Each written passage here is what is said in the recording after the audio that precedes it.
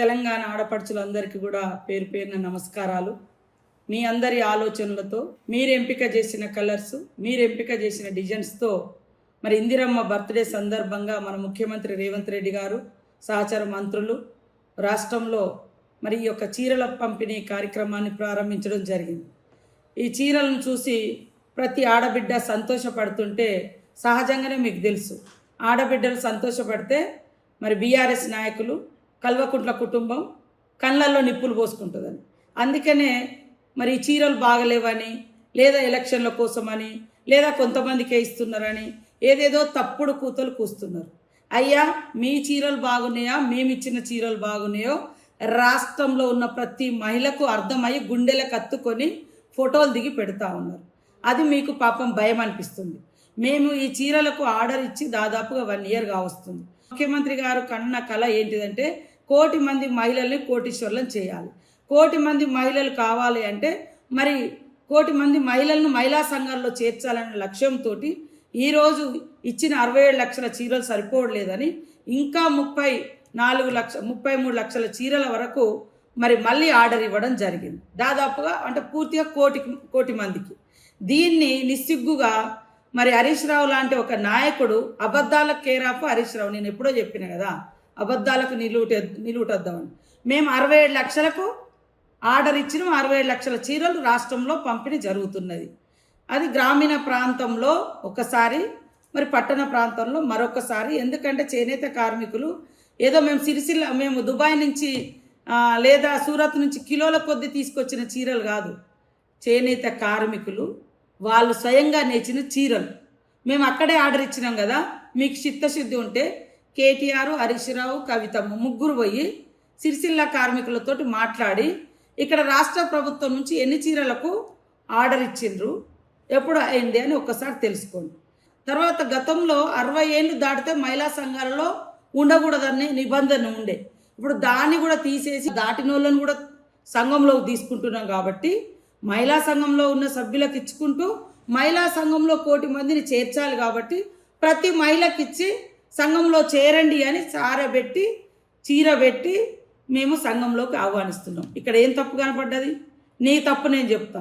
మా గవర్నమెంట్ వచ్చే వరకు మీరేమన్నారు, రేషన్ కార్డు ఉన్న వాళ్ళందరికీ, రేషన్ కార్డులు ఉన్న వాళ్ళందరికీ మేము ఇచ్చినాం అన్నారు. మరి మా గవర్నమెంట్ వచ్చేటప్పటికి రేషన్ కార్డుల సంఖ్య, రేషన్ కార్డుల వాళ్ళ సంఖ్య మరి 89 లక్షలు లేదా 90 లక్షలు. మీరు ఆర్డర్ ఇచ్చిందే 90 లక్షల చీరలు.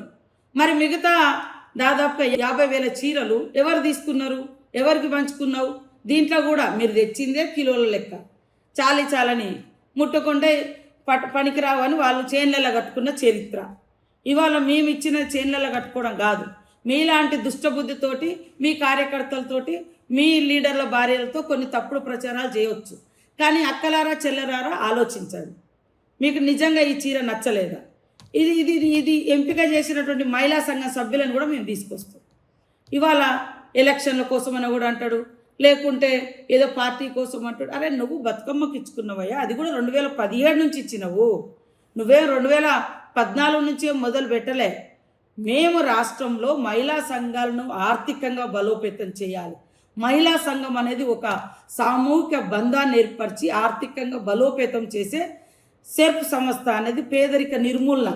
ఫ్రీ బస్సు పెడితే మీ కళ్ళలో నిప్పులు పోసుకుంటుంది. మీరు బ్రేక్ డ్యాన్సులు చేసుకోండి, మీరు ఇది చేయండి, కొట్లాడుకుంటున్నారు, కలిసి ఉండరు. ఇంత దుర్మార్గమైనటువంటి నీచమైన రాజకీయాల కొడిగట్టడం ఈ బీఆర్ఎస్కే చెల్లింది, కానీ ఇంకొకటికి చెల్లదు. ప్రతి ఒక్క మహిళ ఇవాళ బస్సును వాడుకునే వాళ్ళు కానీ, గ్రూపులలో ఉండి వడ్డీ లేని రుణాలు తీసుకునేటువంటి వాళ్ళు కానీ, ఆర్థికంగా అభివృద్ధి చెందే వాళ్ళు కానీ, ఇలాంటి బీఆర్ఎస్ చిల్లర నాయకులకు బుద్ధి చెప్పాల్సిన అవసరం ఉంది. ఇవాళ ఎక్కకపోని కష్టాలు ఉన్నోళ్ళు ఉంటారు, కన్నీళ్ళు ఉన్నోళ్ళు ఉంటారు. ఏదో మీటింగ్ కానీ వస్తారు, లేదా ఏదో పెళ్ళికి పోతారు, ఆడి నుంచి ఒక ఫోన్ వస్తుంది. మరి వెంటనే ఇంకో ఊరు పోవాలంటే అక్కడ బస్సు ఎక్కుతాం, వెళ్ళిపోగలుగుతుంది ఫ్రీగా. ఏదో చచ్చిపోయినని వస్తారు, లేదా ఏదో కష్టం వచ్చిందని పోతుంది. ఇది కూడా ఓర్వలేనితనము. ఈరోజు చీరలు ఇస్తే కూడా ఓర్వలేనితనం. హరీష్ రావు, కేటీఆర్, కవిత. ఇవాళ కవిత అంటే 150 రూపాయల చీర రేషన్ కార్డు మీద ఇస్తే ఎస్, మా మహిళలకు అందరికీ మేము ఒక యాప్ క్రియేట్ చేస్తున్నాం.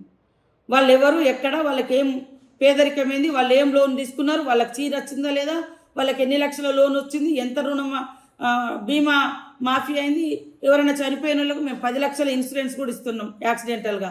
మీ ముఖాలకు ఎప్పుడైనా ఆలోచించిరా? వాళ్ళు కష్టపడి సంపాదించినటువంటి 500 కూడబెట్టుకున్న అభయహస్తాన్ని కూడా దాదాపు 1800 కోట్లు దోసుకున్నారు మీరు. పావుల వడ్డీ అని చెప్పి మోసం చేసి 3500 కోట్లు ఎగ్గొట్టిపోయింది మీరు. ఇవాళ మేము వచ్చిన కాంచి 27,000 కోట్లు మహిళలకు బ్యాంకు లింకేజ్లతో పాటు ఇప్పటి వరకు దాదాపు 1300 కోట్లకు పైగా వడ్డీ లేని రుణాలు మేము అందజేస్తూ ఉన్నాం, ఇంకా ఇస్తున్నాం. మీరు ఎగ్గొట్టిపోయారు. మహిళలు సంతోషపడుతున్నారు, సంబరపడుతున్నారు, మీటింగులలో కలుసుకుంటున్నారు. ఒక ఒంటరి మహిళ కాదు, నాకు ఇంత లక్షల మంది మహిళలు తోడున్నారు అని గుర్తు చేసుకుంటున్నారు. మహిళల కోసం ఇక్కడ శిల్పారామాన్ని మహిళా శక్తి బజార్లకు ఇచ్చినాం, ఇందిర మహిళా శక్తి బజార్లకు. ఇవాళ మారుమూల ప్రాంతాలలో, ఇవాళ ఆదిలాబాద్లో ఆదివాసి గోండు బిడ్డ జంగుబాయి అక్కడ ఇప్పపు లడ్డు షాప్ పెట్టుకున్నది. ఇవాళ ఎక్కడి నుంచో మరి మంచిర్యాల నుంచి మన షాపులు పెట్టుకున్నారు, చెర్యాల బొమ్మలు పెట్టుకున్నారు. ఇవన్నీ మీకు కనబడట్లే, మీకు కనబడదు. ఎందుకంటే ఆడవాళ్ళు సంతోషంగా ఉండొద్దు. మీది ఫ్యూడల్ మెంటాలిటీ. ఆడవాళ్ళను బయటికి రానియొద్దు, ఆడవాళ్ళను బానిసలుగా చేయాలి. ఆడవాళ్ళతో వెట్టి చాకిరి చేయించుకున్నటువంటి చరిత్ర కలిగినటువంటి కుటుంబాల నుంచి వచ్చినటువంటి నాయకత్వం బీఆర్ఎస్ నాయకత్వం. అందుకని ఆడవాళ్ళు బస్సులలో ఎక్కితే దొంగ వీడియోలు చేసి కొట్లాటలు పెట్టించి కొట్లాడుకున్నట్టుగా వీడియోలు సృష్టించారు. ఇవాళ ఆడవాళ్ళు సంబరాలు పడి వాళ్ళు వీడియోలు చేసి పెట్టుకుంటుంటే వాటి మీద రకరకాల ట్రోల్స్ చేస్తున్నారు. తప్పు. వాస్తవాలు, చీరలలో ఏమైనా లోపాలుంటే బాగా చేయండి అని చెప్పండి.